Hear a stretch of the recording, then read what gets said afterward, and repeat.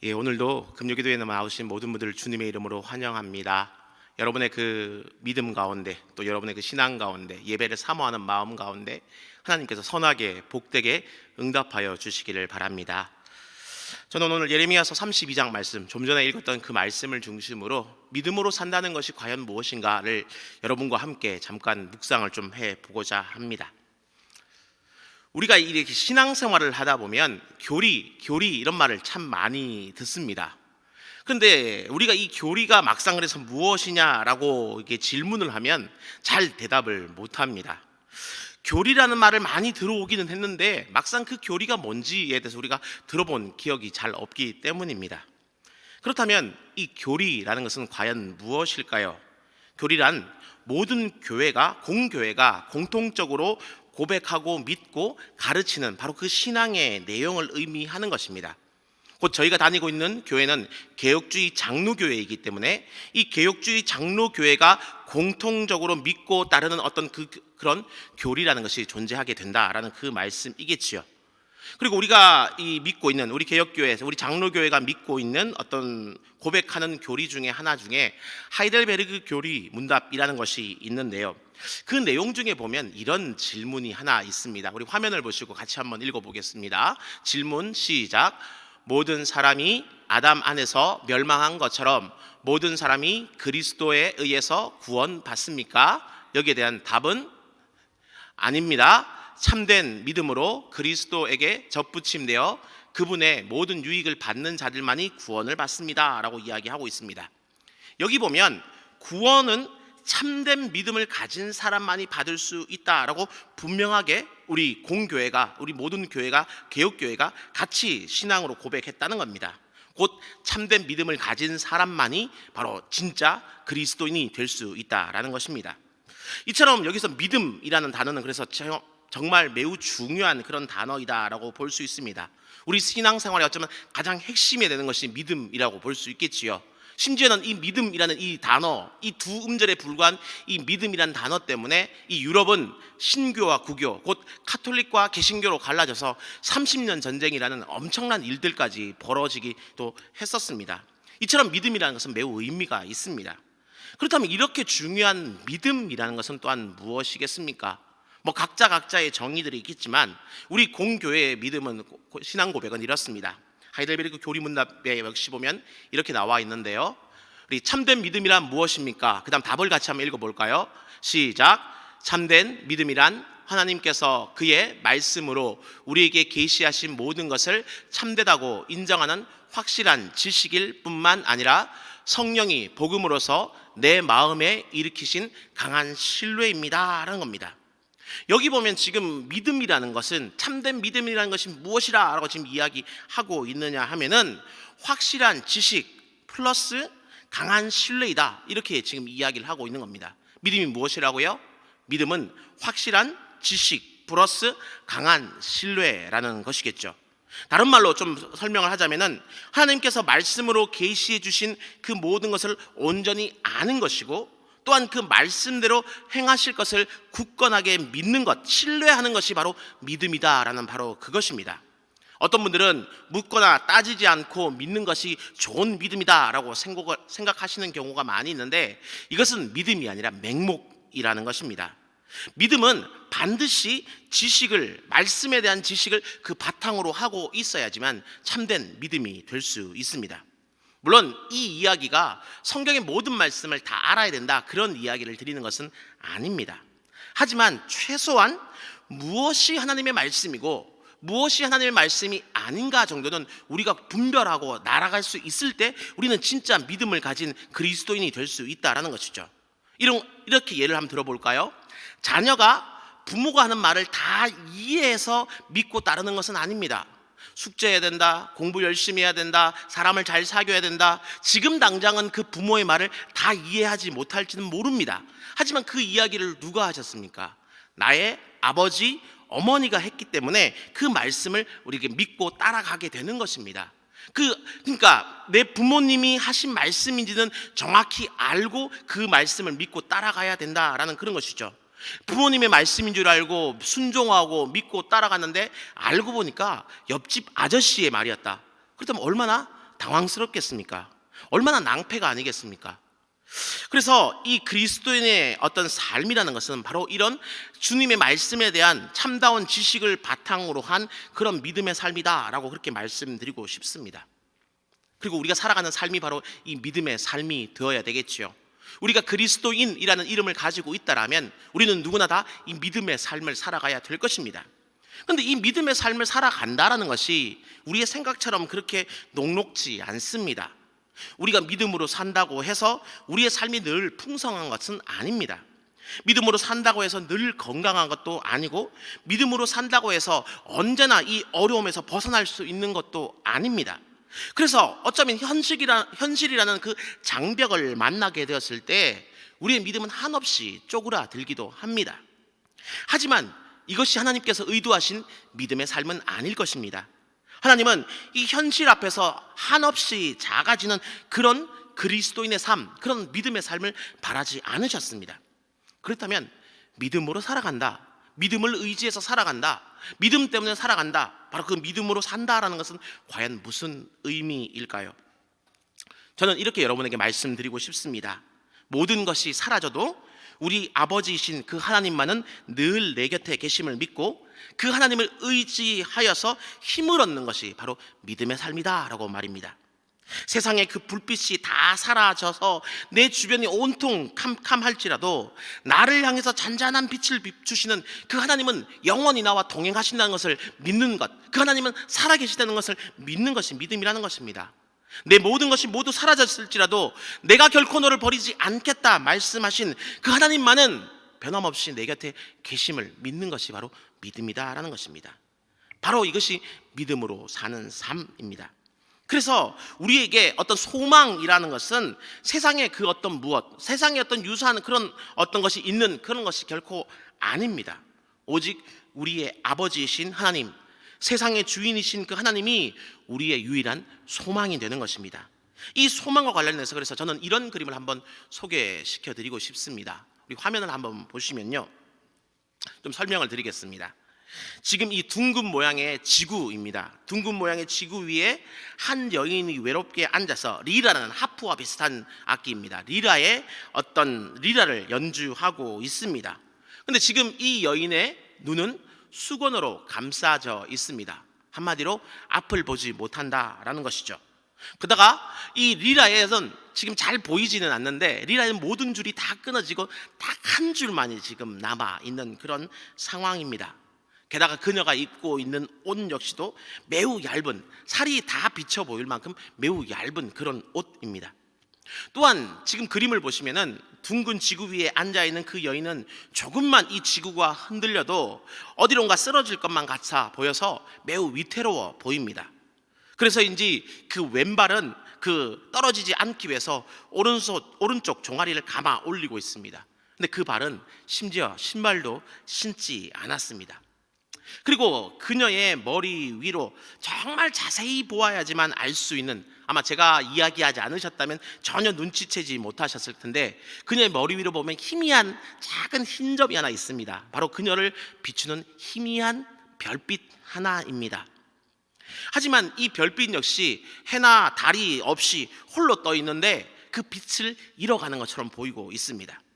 만약 여러분이 지금 이 그림에 이름을 붙이신다면 무엇이라고 붙이시겠습니까? 모든 것이 정말 가혹한 그런 여건들이 지금 이 여인을 둘러싸고 있기 때문에 어쩌면 그녀에게 남아있는 것은 절망뿐이다라고 말할 수도 있겠지요. 그래서 당대의 수많은 사람들은요, 제 그림의 제목이 절망일 것이다 라고 많이 생각을 했습니다. 하지만 이 그림을 그렸던 조지 프레드릭 와츠라는 이 화가는요, 이 그림의 제목을 HOPE, hope, 희망이라고, 소망이라고 그렇게 붙였습니다. 모든 것이 절망처럼 보이지만 그녀의 악기에는 아직 한 줄의 현이 남아 있고요, 비록 희미하지만 분명 별빛도 남아 있기 때문입니다. 그래서 그녀는 지금 많은 것을 잃어버린 그 현실 속에서도 희망을 노래하고 있는 것입니다. 이 그림은 오랫동안 잊혀져 있다가 세 사람에게 언급됨으로 말미암아서 유명해졌습니다. 그 첫 번째 인물은 미국의 흑인 인권 운동을 이끌었던 마틴 루터 킹 목사님, 여러분이 잘 아실 것입니다. 이 목사님인데, 이 킹 목사님께서 1963년 그 자유의 행진에서 바로 이 그림을 언급하면서 흑인들에게 희망을 역설했습니다. 두 번째 인물은요, 남아공의 바로 넬슨 만델라 대통령입니다. 넬슨 만델라 대통령은 26년간 그 감옥 생활을 하는 가운데 이 그림을 그 감방 벽에 걸어놓고는 그 그림을 보면서 그렇게 희망을 계속 잃지 않고 결국 출소 후에는 남아공 최초의 흑인 대통령이 되었습니다. 그다음 세 번째 인물이 바로 미국의 최초의 흑인 대통령인 바로 버락 오바마 대통령입니다. 오바마 대통령이 젊은 시절 그가 다니던 그 교회에서 바로 이 그림을 바라보고는 충격을 받게 되었고 일평생 마음에 품고 있었답니다. 그리고 나서 그는 2008년도 대통령 후보 수락 연설을 하면서 이 그림을 언급합니다. 그러면서 이렇게 선언했지요. Take hope, 희망을 가지십시오. 소망을 가지십시오 라고 말입니다. 저는 이 그림이 아니라 오늘의 말씀을 통해서 여러분에게도 똑같은 이야기를 드리고 싶습니다. 여러분, 희망을 가지십시오. 소망을 가지십시오. 왜? 오늘의 말씀이 바로 이 소망에 대한 또한 말씀이기 때문입니다. 오늘 본문은 바로 남유다의 마지막 멸망 시기에 관련된 이야기입니다. 근데 그 당시에 국제 정세는 매우 긴박하게 돌아가고 있었습니다. 지도에 나와 있을 텐데요. 전통적인 강호였던 애굽, 여러분의 지금 왼쪽에 보이시는 그 애굽이 자신의 세력을 넓히기 위해서 북쪽으로 곧 이스라엘 쪽으로 지금 영역을 확대하려고 군사력을 집중시키고 있는 그런 상황이었고요. 또 동쪽에서는 신흥 강대국이었던 바벨론이 와서 그 세력을 넓히기 위해서 역시 또한 이 이스라엘 쪽으로 진격을 하고 있는 그런 상황이었습니다. 그리고 이런 긴박한 어떤 국제 정세 속에서 남유다의 마지막 왕이었던 그 시드기야 왕은 애굽이라는 그 강호에게 빌붙게 되면은 거세게 몰아붙이는 저 바벨론을 이길 수 있겠다, 나라를 지켜낼 수 있겠다라고 생각을 했습니다. 그래서 어떻게든 애굽에게 잘 보이려고 애를 썼고 애굽과 어떤 동맹을 맺으려고 애를 썼습니다. 근데 이렇게 긴박한 어떤 상황 가운데서 오늘 본문에 이 예레미야 선지자가 등장을 하게 되는데, 이 예레미야 선지자가 시드기야 왕의 그 정책이 잘못되었다라고 정면으로 반박하고 나오게 되는 것입니다. 왜냐하면 지금 이 바벨론이 이 이스라엘 향해서 쳐들어오는 그 이유는 바로 남유다가 하나님 앞에서 범죄했기 때문에 하나님께서 심판의 도구로 이 바벨론을 사용하고 있기 때문입니다. 그래서 하나님께서 이 바벨론을 통해서 이 남유다를 심판하시겠다라고 마음 먹으셨다면은 이 이스라엘이 어떤 방법을 쓰더라도, 애굽의 5만 군대를 다 동원하는 방법이 있더라도 결국 그 손길을 막을 수 없다라는 것입니다. 남유다의 멸망은 하나님께서 뜻하셨기 때문에, 정하셨기 때문에 필연적이라는 것입니다. 때문에 이 남유다 백성들이 조금이라도 덜 고통받는 방법이 있다면 빨리 바벨론에게 항복하는 것이었습니다. 그러면 바벨론이 남유다를 긍휼히 여겨서 조금이라도 자비를 베풀어 줄 것이다, 바로 그것이 고통을 덜 받는 방법이다 라고 예레미야 선지자는 계속 이야기를 했던 것이죠. 근데 시드기야는 자기와 다른 생각을 하고 있는 그 예레미야를 바라보면서 이 예레미야가 바로 바벨론에게 나라를 팔아먹으려 하는 역적이다, 배반자다, 매국노다 라고 그를 매도하기 시작을 합니다.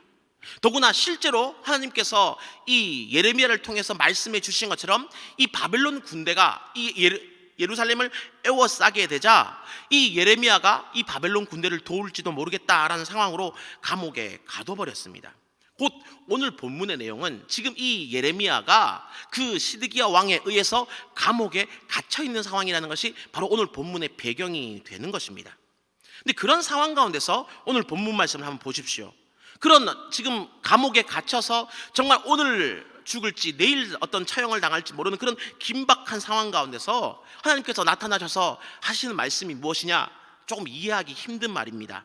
친척 하나멜이 고향 아나돗에 있는 그 밭을 사라 라고 너에게 요청하게 될 것인데 그 요청대로 너는 그 밭을 사거라 라고 지금 말씀을 하신 것입니다. 여러분 한번 생각해 보십시오. 지금 어떤 상황입니까? 전쟁 중입니다. 지금 바벨론이 쳐들어와서 이 온 예루살렘을 에워싸고 있는 상황 가운데서 언제 이 나라가 멸망할지 모르는 그런 상황 가운데 있다는 겁니다. 거기에 더하여서 예레미야는, 다른 사람들은 몰라도 예레미야는 분명히 알고 있지 않습니까? 결코 이 유다가 바벨론을 이기지 못할 것이라는 겁니다. 이 전쟁은 반드시 필패, 반드시 패할 그런 전쟁이다라는 것입니다. 이길 가능성이 전혀 1%도 전혀 존재하지 않는 그런 전쟁이다라는 것입니다. 하나님의 말씀대로 이 바벨론에 의해서 남유다는 멸망당할 것입니다. 나라를 잃을 것입니다. 온 국토는 쑥대밭이 되겠지요. 근데 그런 판국 가운데서 땅을 산다? 여러분 어떻게 생각하십니까? 바벨론과의 전쟁에서 이긴다라고 한다라면 이 땅을 사는 것이 어쩌면 괜찮은 투자 수단이 될 수 있겠지요. 그런데 하나님께서 분명 이 남유다가 바벨론에 의해서 멸망할 것이다 라고 분명히 말씀하신 상황 가운데서 땅을 산다는 것은 조금 이상합니다. 그렇다면 이 나라를 잃게 된다라면 땅을 사본들 그것이 아무런 의미가 없기 때문입니다. 정신 나간 사람이 아니라면 어떻게 이런 상황 가운데서 땅을 사겠다라고 생각을 할 수 있겠습니까? 근데 오늘 본문을 보시면 예레미야는 하나님께서 말씀하신 대로 은 17세겔을 달아주고는 그 밭을 사게 됩니다. 은 한 세겔이 보통 이 근로자, 노동자의 4일치 정도의 어떤 품삯에 해당되기 때문에 은 17세겔은 지금 68일 정도의 어떤 품삯, 약 2달치 봉급 정도를 주고는 지금 이 밭을 사게 된 것입니다. 그다음 질문이 아니 생길 수 없지요. 하나님께서는 도대체 왜 이 예레미야에게 밭을 사라고 하셨을까요? 하나님께서 분명 이 유다를 멸망시키겠다고 말씀하셨으면서 왜 이 밭을 사라고 말씀하시는 것이겠습니까? 바로 그것은 하나님께서 이 이스라엘에게 희망을, 소망을 말해주고 싶기 때문인 것입니다. 근데 이것이 어떻게 소망이 될 수 있겠습니까? 이제 곧 이 유다는 바벨론에 의해서 멸망당하게 될 것입니다. 온 국토는 쑥대밭이 되겠지요. 수많은 사람들은 전쟁통에 죽게 될 것이고 살아남은 사람들 중에서 역시 또 많은 수의 사람들이 포로로 끌려가게 될 것입니다. 그런 상황 가운데서 이스라엘 백성들은, 그 남유다 백성들은 이 절망 가운데 빠지지 않을 수 없을 것입니다. 나라를 잃었지요. 또 그들이 그렇게 소중하게 여기던 그 성전이 파괴되었지요. 수많은 사람들이 죽었고 살아남은 사람들 역시 대다수가 포로로 끌려갔지요. 과연 이 나라 가운데, 이 어떤 백성들 가운데 희망이 존재할 수 있을까요?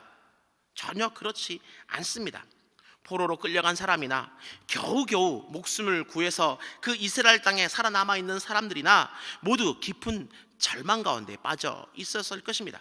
모든 것이 끝났다라고 이야기를 했겠지요. 더 이상 희망은 없다라고 그들은 부르짖었을 것입니다.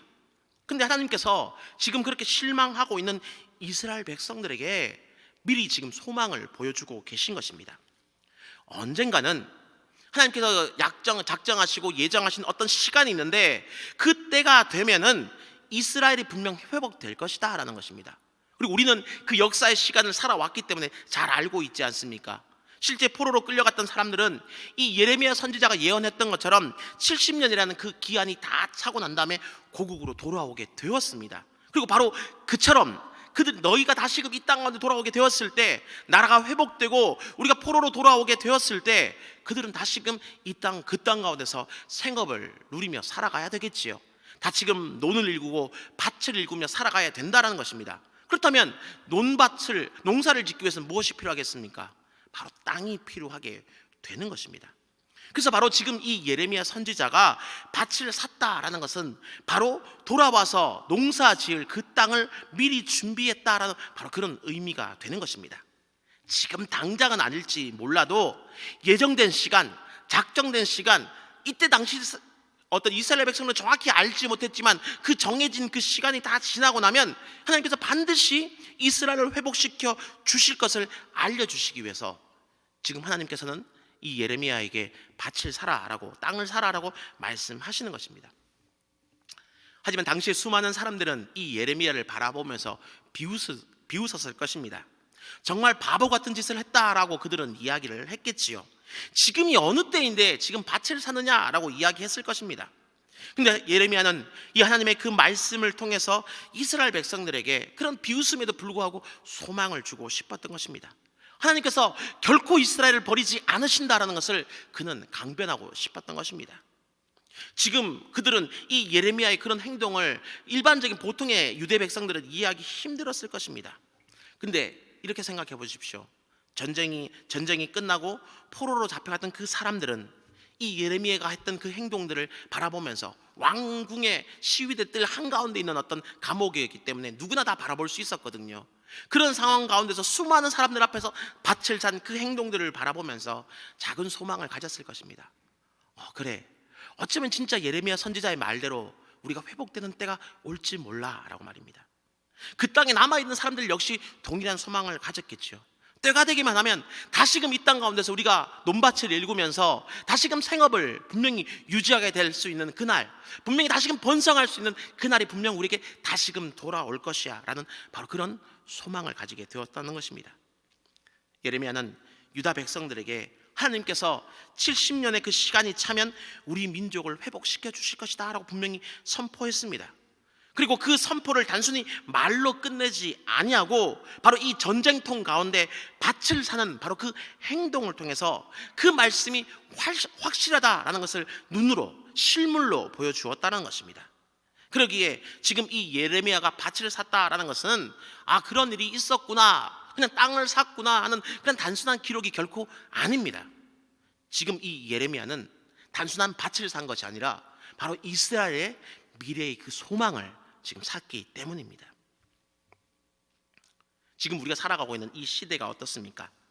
너무나 힘든 시대 아니겠습니까? 많은 사람들이 우울감에 지금 빠져 있고요.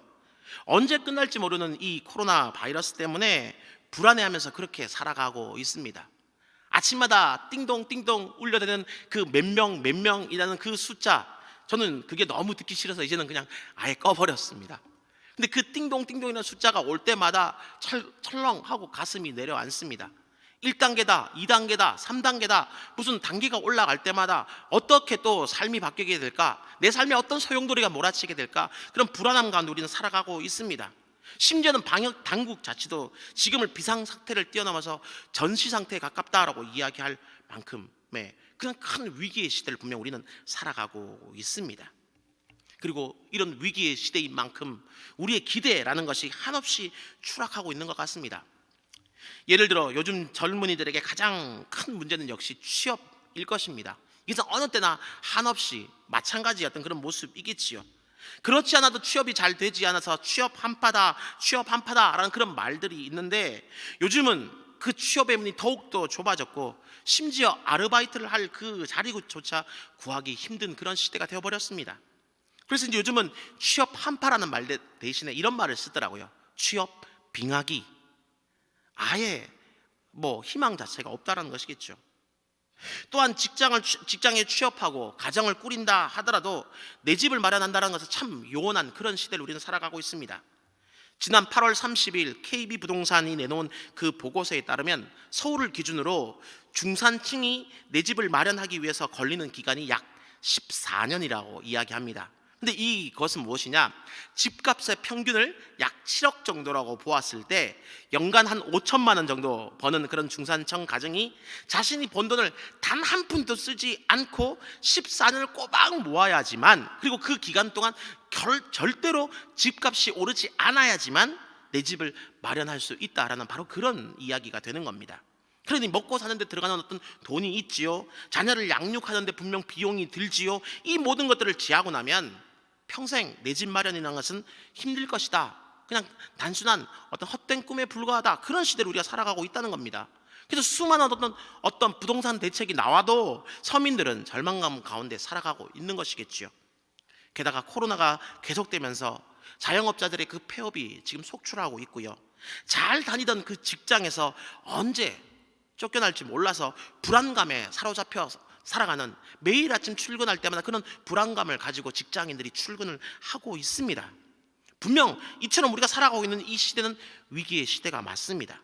불안의 시기이기도 합니다. 그러기에 사람들의 마음속에 자기도 모르는 사이에 어느 순간 이 절망감이라는 것이 싹트기 시작하는 것 같습니다. 이 절망감에 사로잡혀서 뭔가를 할 그 의욕 자체를 우리가 상실해버리고 살아가고 있다는 것입니다. 의욕을 갖고 뭔가를 해보려고 해도 해볼 수 있는 일이 없다라는 그런 생각들 때문에 말이죠. 그런데 여러분, 지금이 아무리 힘든 시기라고 하여도 우리 마음에 이 절망감이 자리 잡아서는 안 된다는 것을 여러분 잊지 마시길 바랍니다. 이 절망감이 우리 마음의 그 중심 가운데 꽈리를 트는 그 순간 우리는 모든 것을 분명 포기하게 될 것입니다. 진짜 절망이라는 것은 눈앞에 아무것도 보이지 않는 것이 아니라 우리 스스로 포기하고 아무것도 하지 않으려 하는 것이 진짜 절망임을 잊지 마시길 바랍니다. 앞서 보았던 그 와치의 그림을 우리 다시 한번 생각해 보십시오. 그 그림을 바라보면서 수많은 사람들은 절망이다, 절망이다 라고 이야기를 했습니다. 그 여인에게 남은 것이 거의 없었기 때문이죠. 그러나 그 그림을 그렸던 와츠는 무엇이라고 얘기합니까? 이 그림은 결코 절망이 아닙니다, 희망입니다 라고 오히려 강변하고 있습니다. 왜요? 그 그림 속의 여인이 아직 포기하지 않았기 때문입니다. 희미한 별빛이지만 그 별빛에 의지해서 그녀는 남아있는 단 한 줄의 그 현을 붙들고 지금 노래를 부르고 있습니다. 그리고 자신의 그 온몸을 기울여서 그 노래를, 스스로 부르고 있는 그 노래를 듣는 것입니다. 그래서 그녀에게 그 상황은 결코 절망이 아니라 희망이 되고 소망이 될 수 있는 것입니다. 이처럼 희망과 절망, 희망과 소망이라는 것은 시각의 차이입니다. 똑같은 상황에서도 누군가는 절망을 이야기할 때 또 다른 누군가는 희망을 노래할 수 있는 것입니다.